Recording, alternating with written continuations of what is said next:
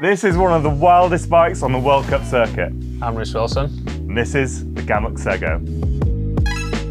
Right, Reece, you have got one of the most unique setups in the entire World Cup circuit. You see the bike coming down, you're like, what the hell's going on? What is it? So Reece, what is the Gamux Sego? Yeah, so this is our Aeon race bike. I partnered with these guys a few years ago, and the goal, I guess, well, the goal for them was to make one of the most unique and best performing downhill bikes on the planet. And I saw that, watched this bike come past many times on track and thought, I need a bit of that action. You're a man who likes to chop and change things, have a little play around, and there's definitely a few features of this bike that are entirely unique to you, so we will touch upon those. But quick rundown, so you're saying 193 mil of travel at the back? 197. 197? Yep. 200 at the front? Yep. We've got a pinion gearbox, which is obviously a big thing in downhill at the moment. Yep. The Gates belt drive for one's another one, pretty unique, no chain on this bike. That's really, really quiet. That's one of my favourite features for sure, is how silent it is.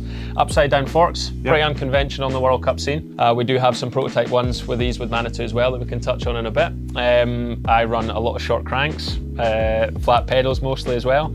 We have the NSB cranks on here at the moment with the Crank Brother mallet pedals, but yeah, I guess where do you want to start? I think the place that we kind of have to start, now if you sort of follow social media, you'll have seen some funny stem things going on because you got a weird setup up there, Reece. Now come on, what's going on? It should be out here somewhere. Yeah, this is pretty strange. So this is technically a 25mm stem on backwards, so that gives you about minus 15 degree of reach. This is a journey that started about 2 to 3 weeks ago, maybe closer to a month now actually, time's been flying. I saw a page on Instagram called Bronson, or man should I say, called Bronson, and he has a company called BMB, and he has a massive big trail bike stem that looks like it's on backwards for a minus 15 degree reach. Now, being a motocross rider myself for many years, I think the thing that intrigued me was his riding position and what he was preaching about the riding position and what it does for you. And I saw that and I just understood it almost as soon as I saw it. I thought that makes sense. It looks a lot easier to ride, and I wonder how it actually feels for a cyclist like myself at the high end, who's kind of been and tried everything. What does that do to the bike? So I spoke to him on Instagram. Obviously he was thrilled to send me one, and when it arrived the first day I couldn't do anything else other than get down to the garage, get it fired on as quick as I could, jumped in my van and went to the local trails. I haven't looked back. It's exceeded all expectations. So traditionally you'd be running 15, 20, 25 mil in front of the steering axis. Yep. You've brought it behind that, which is very unconventional. Why? Why? I mean, it's unconventional in cycling, that's for sure. We have seen in the 2000s and way back, I mean, history repeats itself, right? And trends tend to go around in circles, whether it's fashion, music, movies, whatever it is. But this has never been actually tried in downhill. Nobody's ever put one on backwards. And for me, I have motocross bikes and I've rode motocross bikes all my life. Your hands mostly on a motocross bike are behind the steerer. But there's something happens, and I am underqualified to tell you guys. I'm not an engineer, but you can experiment yourself. You don't need to ride it, but if you just spin your stem around on your steerer and go down a hill and take your hands off and try and steer the bike with the knee, you'll see what happens. There's something happens between this point, the axle and the trail with the front tire, that just changes fundamentally how the bike feels and steers, and it is a much better feel in my opinion. So I'd say in the last year or two we've seen in World Cup downhill the addition to a steering damper, and a lot of that is just I believe that's sold as a product to prevent kind of head shake. So technically you can have a lighter grip, the steering's not going to swap around, it's not going to deflect off of stuff as much. That is basically achieved with this without the purchase of a steering damper. And also a steering damper for me is just another product that sits in here. It's a little bit in the way, but yeah, just the steering, the accuracy of it, how slow it feels while still being incredibly snappy. And I think if you watch my Instagram videos previously, a lot of people saying, oh, there's no way you can weight the front with that. And although it doesn't look like you should be able to, there is more. There's more front end traction on my bikes than I've ever had before. And if I want to change direction, it can be done instantly, whether I'm loaded in a corner or I'm just cruising down a straight. So on top of the uniqueness of the relative position of the bars to the steer tube, you've also, I'm not going to be rude, doesn't look like the most polished sort of finish here. Why have you got the stem so much higher then? Is that you were sort of talking about standing up on the bike. Yeah. I mean, we've all watched Jackson Goldstone in the last year or two, and I think he is very fortunate in the sense of how small he is. So Dakota Norton, I guess, started this a year ago. He saw the same thing. He saw Jackson coming down the hill looking like he was just stood perfectly upright, like it looked so easy for him. So Dak got massive high-rise handlebars to get himself stood up in the same position. And I guess that's all it comes down to. And I think a lot of people assume that when you have your handlebars this high, you can't weight the front. But I think this is where the concept and the handbook of mountain biking needs to be burnt and thrown out the window, to be perfectly honest, because that is simply not true from what I've found out. There's a lot of things that you maybe want to change, or you, in my opinion, definitely want to change in order to suit this, to help just find that balance again. But in my videos, I maybe look like I'm squatting more rearwards, but again, there's such a thing as an illusion. Just because it looks like that, it doesn't mean I am. And for me, I have more, like I say, more front end traction, grip and confidence than I've ever had before.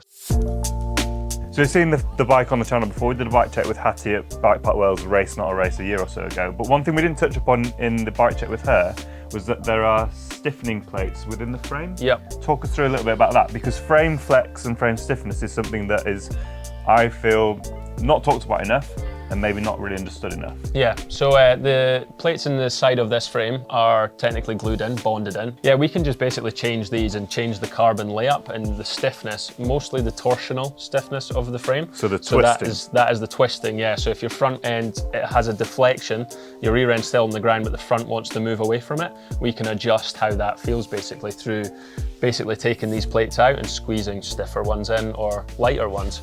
Pascal has had these frames going since about 2019. So he's found a spot where this is pretty much bang on. Like we don't really do much playing around with this. This is pretty much set and forget for us, but the option's there. If we had a really unique rider that needed something, we could technically change that. But at the back end, you're saying that different riders on the team, so Hattie, for example, maybe go for a flexier back end and you're going for a stiffer one? Yes, there's definitely different flexes that we can choose from. Really easy to change, but mostly we are adjusting the length of the chainstay. And that really affects, I mean, obviously it affects the wheelbase of the bike. It does affect suspension kinematics. The longer you go, the longer the leverage, so the softer the suspension feels. And then that can then have a knock-on effect to what lengths you use as well. This is a very progressive bike. It's something like 33%, or maybe even as high as 39. It is small changes can affect other things down the line. So rear ends are one thing that we play around with quite a lot, yeah. Yeah, so this one's looking like it's a single swing arm with a linkage actuated shock. Yep. But you are running other setups as well. So the front triangle can be run with different styles of back triangle. Pretty much, yeah. This is the reason we use this Sego mostly, is because of how easy it is to change these things. We can play around with the chainstay length really easy. We can move the pivot location really easy, anti-rise, anti-squat, all of that stuff can be changed very simply and very cheap for us. So we've stuck with this for so long, I guess, this year, although we have had a 6-bar bike that Monica raced on. And we also had what we've kind of nicknamed at the moment, we haven't named it yet, but the trophy truck that Henry Kerr raced on from Lenzerheide onwards. But this is our kind of staple testing bike because it's just so easy and so cheap to change. And also to the naked eye, you can't tell. So we can play around with a lot of stuff without you guys really knowing what it is that we're doing, so yeah. You're running an air shock. Do you ever play with coil shocks as well? No, not at the moment. Manitou, we've got stuff. We're doing some stuff with shocks. We've got a lot of things in the works. We've tried a lot of different shocks and settings this year, but this bike is designed around an air shock because that's what Manitou have, and that's what they've had in a long time. That is the Manitou Mara shock, and it's really good, I'll be honest with you. It has been really surprising. Again, it's just a really simple system at a World Cup week, and when you're traveling all over the world, taking prototype stuff can be a challenge, because if you break it, if you don't have it, you can't just walk into the local bike store and get it like you can with Fox product or any of the other stuff. So I spotted this on your worktop just there. Yeah. A different a different link for this frame? That is indeed, yeah. So what's this one going to achieve over that one? So that is a more linear link, so less progressive, which means the suspension stroke will be a little stiffer off the top. I've been intrigued to try that just with the pumpability, I guess, of this bike. It's a ploughing machine, and steep trails it absolutely loves, munching stuff up. It's brilliant at it. But then there's always a yin and a yang, right? So its kind of weakness is pumping. because it does such a good job of absorbing the force that you're trying to generate. So that is basically just a more linear link, and then that will also help for going longer on chainstays, because like I say, when you go longer, more leverage, this already soft off the top feels really soft off the top. Okay. So we just need to counter that with a more linear link. So let's talk tracks then. So Wildest. Brilliant. Where's this going to be? That's going to be more like Leogang. Okay, yeah. Where you've got the big motorway section, big jumps, need Absolutely. to sort of be tucking, getting some speed and making the most of everything. Yeah, but then again, we can move other things around on the bike. We can adjust suspension travel, suspension settings to make that work as good, maybe at Val di Sole or for other riders. Kind of feeling like this year I've wanted the bottom bracket picked up. Okay. I've wanted it just to be a little bit taller, so maybe we're not necessarily looking for a suspension feel, it's more of an actual dynamic geometry change that we're trying to make, that you kind of have to do through a link. And again, with what we're doing up the front here, it does move weight rearward to an extent, and that means the bottom bracket sits lower. So I have went firmer on shock settings, which is one way to do it, but then you sacrifice a bit of suspension performance. Yeah. So then now we're looking at actual frame, allow the frame to do that, so it frees up the suspension and gives us a little bit more room there. So. Okay. Yeah. So when you're saying you're going firm on suspension performance, are you doing that through the air spring or are you doing that through the damping? So Pascal, when he goes out testing, he quite often does things through the damping, whereas I am the type of guy, and I've always just really liked it. And again, with what I've been doing with suspension over the last month, I've found that basically spring rate, like as hard as I can go on spring rate with damping relatively open and rebound as fast as I can possibly get it. Right. Has been working really well for me. Again, this bike in comparison to, let's say, a Santa Cruz is a lot flexier. And something that's interesting as well, Henry isn't that much heavier than me, and I have been with other teammates that are the same weight as me, yet we can have anywhere from like a 50 to 100 PSI difference in the shock, but we're the same weight. So your riding style really does determine your suspension setup as well. And although I'm a 76 kilo guy, I probably ride more like a 40 kilo guy. I ride really light on the bike. So I get away with 21, 22 PSI in the front tire, only 27, 28 in the rear, whereas other guys, like when I rode with Charlie Harrison on Trek, he would go all the way up to like 32, 33 on the rear. Does that play through into the forks as well? Are you running them, you know, higher spring rates and lower damping or faster rebound? So since we've went to this setup, I have what's called an IVA system in here instead of the IRT, and that's something that we play around with just a little bit. This is just me experimenting, something that again Manitou was super helpful with. And that's more like a conventional token system that we can put in the bottom instead of having the floating piston where you put air in the bottom. And I actually love the IRT system. That's what I have on my e-bike. It's a lot easier trailside to adjust. So for the sake of testing, I've been using that because it's, like I say, you don't need to carry tokens around with you and strip the fork down between a lap. You know, I can just get a shock pump out. But I have went from 70 PSI in the fork 2 months ago at Dovey down to 50. So it's dramatically dropped the front end, and I'm still using the same amount of travel. I've mostly for this test left the clickers pretty central, although everything rebound-wise is as fast as I can possibly get it. So moving to the middle of the bike, now obviously we can talk about gearboxes in a minute, but I know on your socials again and on your e-bike currently, you've been playing around with crank length to quite a large extent. You know, I think most people, you know, 175, 170, let's stick a 160 on there, you know, like wow. You've gone down to 100 mil cranks. Yeah, I just had the idea that surely, again, motocross, your feet side by side, name another sport where the objective is to go forward, but you stand with squint feet. There isn't one. I'll do the calculations, there isn't one. You know, it's like everybody skiing, motocross, if the objective is to travel forward, you have your feet side by side. Obviously, the reason why they're like this on a mountain bike is the pedal. But if you break down a downhill run at a percentage of pedaling, or even in a season, why do we have the same length cranks as a road bike when their percentage of pedaling is 100 and ours is like 10? Yeah. So to me, I was like, logically, this makes absolutely no sense. So if I could get away with running a shorter crank, get my feet closer together, surely that's a benefit. So we have a partner, machining partner with NSB. Hope are also helping us with some stuff this year, but NSB are our partner for cranks and a lot of other stuff this year. So they have agreed to make me 100 mil cranks, 130, 140, 150, everything. So the team from Trying My Bikes recently, the other riders that have just been interested, have all kind of came to the same conclusion. After riding really short cranks, went, this just feels stupid going back to this. I don't feel like I'll gain anything by going longer. But from my experience so far, I won't be going much longer than 130, to be honest, even if there is a lot of pedaling. So despite the fact that your feet are closer, you're not losing any sort of on-bike stability. You're saying you're able to move your hips around a lot easier? I think I gain, yeah, I think I gain a lot more. And you probably all have a direction of corner that you prefer to turn, and it's the same when you're on snowboard or surfboard. You have a front side and a back side, and normally your back side's a lot scarier. It's your heel edge that you're going over on, and if you stood with your legs split like this and somebody pushes you this way, it's, you know, your hips have to, your shoulders lean, your head goes, it feels really unstable, but if somebody pushes you this way, you feel a lot more stable. So we all normally prefer to corner with our front foot to the outside. Whereas with this setup, it becomes a lot more even. I can turn that way or that way equal. So I actually felt like I gained a lot more stability. Now you can play with Q factor, how wide the bottom bracket is, so that's obviously going to be more stable than standing in tight, but then you hit things. You bump your feet a lot.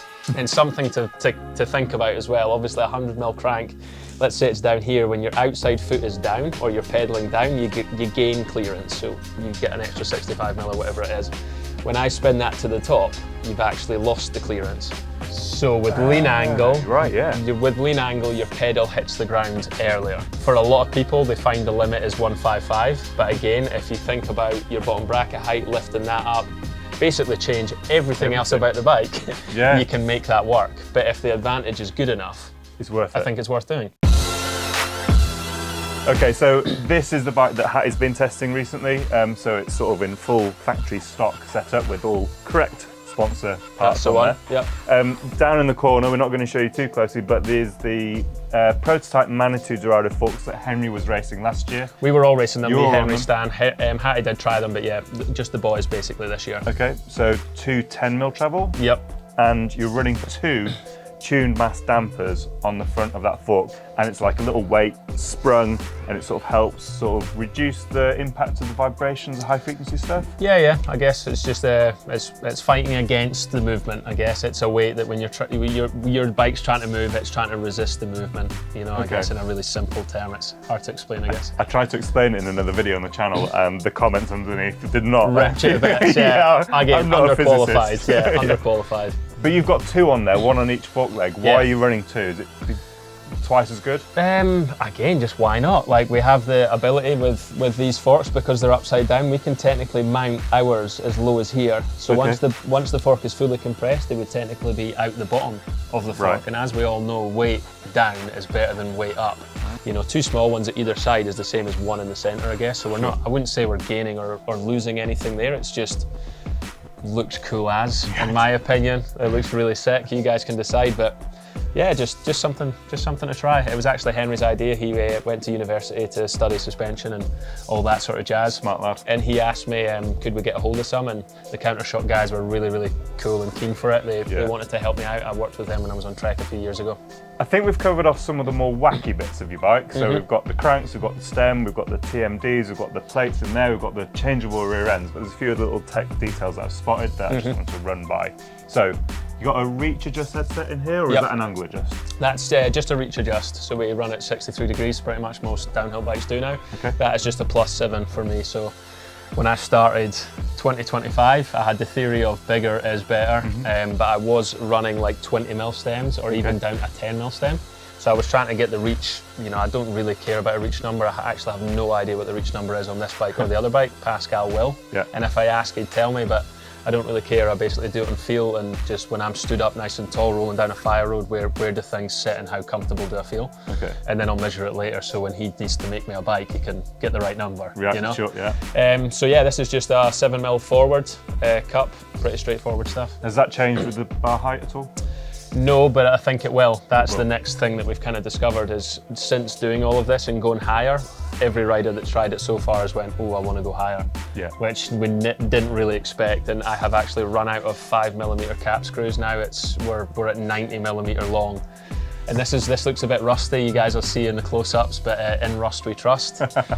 Further back, we've got the Gates drive. Now, you were saying earlier on that you can remove this belt without taking the rear wheel out. Not many people can do that because rear triangles, the belt cannot be split. Yeah, pretty simple on this bike. I can do a swift demonstration. I have already slackened off the snubber, we call it, at the back. That just helps keep the belt on the back wheel. But pretty simply by popping the the tensioner, which has got a lot of tension Quite on stiff, it. isn't it? Yeah, a lot more than a mech.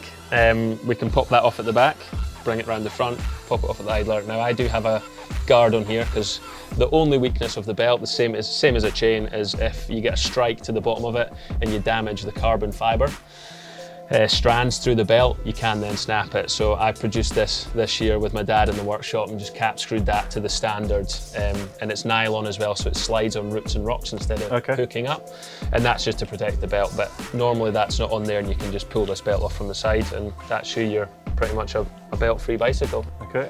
Any particular issues with that, or? I mean, for sure, 100%.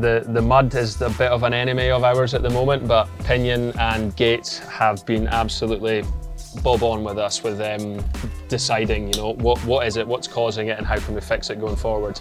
Things happen in race situations that you could never simulate. Sure. And it's one of the headaches of bike racing. You think you've got everything covered and you go to race and something like that happens. So, but on the whole, really reliable. I really can't complain. We've never failed to finish a race run because of our drivetrain, so I think that's good enough for us, you know. In the middle of the bike, you've got the Pinion, is it the C1.12? That's the one, yeah. I think 0.9 maybe. C1.9 9 speed, yep. And we also have a 6-speed option. Okay, and electronically shifted? Yep, smart shift, so it's all done. There is still a cable. I guess you could do Bluetooth in the long run, but this is just clips in and out of the front here really easy, and just, smash a button. Okay. So it's pre-selected, you don't need to pedal to get it into gear, so you can come into a corner knowing that you need to pedal out of it, hit that button 3 times, and when you go to pedal, you're in the gear, there's no clunking, changing of gear, nothing, you're ready to go. So with the electronic one, the gear shift happens at 6 and 12. Yep. So that's when there's the least torque going through the system, and it's easy for the internal mechanism to shift it, and because it's electronic, it feels a lot better than the mechanical ones, which I can feel a little bit sketchy in the power, certainly. And also something that, again, another reason why the short cranks help, that actually reduces that time. Ah, okay. So you actually get a quicker shift with a shorter crank on as well, which has been also a very interesting thing with this. Yeah. Let's address the unseen elephant in the room. The ball choppers, the automatic vasectomy, I don't know what you want to call it. You had a big flaps of metal on the back of your saddle seat post for some of the races at the back end of last season. What's the story there? Again, bit of a motocross background, just a theory that I had. It's somewhere to clamp with your knees. I think every rider that rides motocross at a really high level understands that you drop your heels, you squeeze with your calves, you almost rotate your feet in and clamp with your knees. You don't really have, because the pedal's so far away from the frame and the next thing to hit is the spokes if you try and twist your feet in. You almost have to do everything with your arms and legs, which are much smaller, or your arms especially, are much smaller muscles than your legs, glutes and back. So the whole concept of my bike is now leaning towards how do I get all the weight to my legs and back, the stronger muscles, get the hands freed up, and that was kind of one of the beginning stages, I would say. I thought surely there's a way to make a device that I can clamp when I start to get a little bit tired and hold onto the bike, and came up with this ridiculous winged solution that kind of bolted through the seat, and we actually welded it to the, luckily for us, Hope use very reliable aluminium material, and it was enough on a seat clamp like this for us to get a weld onto it. And it held for Lake Placid, which was a great weekend for me, and I think it showed me that it had potential. But unfortunately I went to Mont St. Anne, crashed in my second qualifier run and snapped it off. Which, to be fair, I was surprised it lasted that long. I did think it would snap off before then, but that game, it was enough of a test to show me that it's worth diving into. So once we commit to a frame and a design for this season's racing, we will probably I will get back to work with coming up with something like that. Okay, so expect to see it in Korea perhaps for the first round? Hopefully, yeah. Hopefully so. Maybe France. Yeah, it'll show up at some point. Depends what the priority list at the moment needs to be worked out carefully. You know, we've got a lot going on, so it'll see where it falls on the priority list. Before we wrap it up, is there anything you want to shout out about the bike that you particularly love? The wheels, the grips, you've got Rev grips on there, anything that you want to sort of point out? Yeah, honestly, I love the whole show. I'm super grateful to all our partners for being so understanding on this like experimental kind of point in my career that it just gives me so much, honestly got so much passion for it. Like I said to you guys earlier, there's only so many times I can go testing and mention the words high speed and low speed, you know. a click here, a click there. It's so boring. I think a lot of professional riders over the year, I think Sam Hill put something up a few days ago with his edit video saying that he lost the love for it along the way. And I think that's a good reason. I don't really care what other people think as to what these ideas are, or they're good or bad. If you're not willing to try them, unlucky for you, you know, but if I want to try it and I like it and it works for me, I'm going to do it. And that's kind of what it is. It all comes down to passion. So yeah, grateful for all our sponsors, but I think Rev Grips is probably the final part. I've been with them since 2018, or been in touch with them. Obviously went to a factory team where I couldn't use them, and as soon as I left that team, I wanted to be back on them again. And he has been absolutely brilliant with us. Whatever we asked for, he's created, whether it's compounds, there's different rubber bushes inside these clamps. So you can adjust how much, I guess I wouldn't call it rev, but like sponginess, you know, softness. So the grip actually moves side to side as well as back and forwards. The grip is suspended on rubber grommets, you would say, over the handlebar. And vibration is definitely one of the enemies of arm fatigue, hand fatigue on a mountain bike. A track like Fort William, it's sometimes devastating to some riders in their run. So that's just another little fine touch that it's a small product, kind of hard to get hold of in the UK at the moment, but I think the people that have tried it have been quite surprised and mind blown by them and the potential of it. So. And I've spotted on your other bike, you do have the end plates to help keep your hand on, less grip required through the hand, less fatigue again? Again, same thing, it's less squeezing. Instead of having to allow all your force of squeezing to hold onto the bike, you can kind of push your palms outwards, and obviously we've all seen that good bike riding technique is elbows up, elbows out, weight through the palm of your hands and where the meat of the hand is. And not so much squeezing or relying on the hook of the thumb. It just makes things a lot easier. So that's really what those are. Banging stuff. Reece, the bike is insane.